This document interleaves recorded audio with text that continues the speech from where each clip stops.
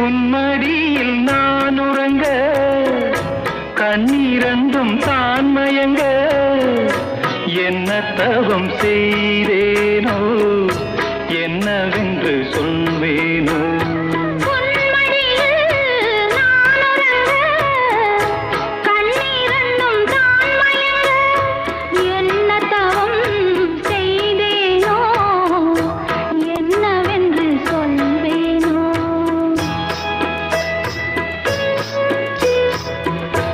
ஏழ் பிறப்பும் இணைந்திருக்கும் சொந்தம் இந்த சொந்தமம்மா வாழ்விருக்கும் நாள் வரைக்கும் தஞ்சமுந்தன் நெஞ்சமம்மா.